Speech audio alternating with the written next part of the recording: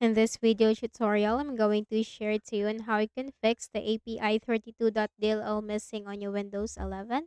So let's get started. Go to the Windows search bar and type CMD. Click the option Run as Administrator on the right pane. Simply type sfc space forward slash scan now. Sfc scan, hit enter. The system scan will begin, to simply wait for the process to be 100% completed. And once this is 100% completed, type exit in the command prompt window. And then right click at the start button, shutdown or sign out and restart. Next method, open a browser. Search for Visual C++ redistributable, hit enter. Click on the first option. Scroll down and you'll find the link for the system type of your Windows. So go to the Windows search bar, type system info. Click on it.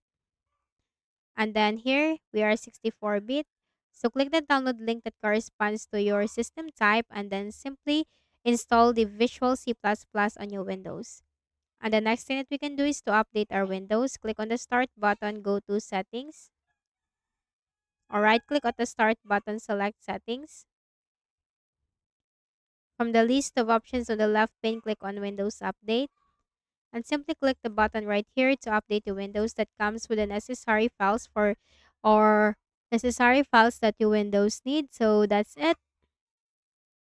And I hope this video helped you. Kindly please do not forget to hit the like button and subscribe to this YouTube channel.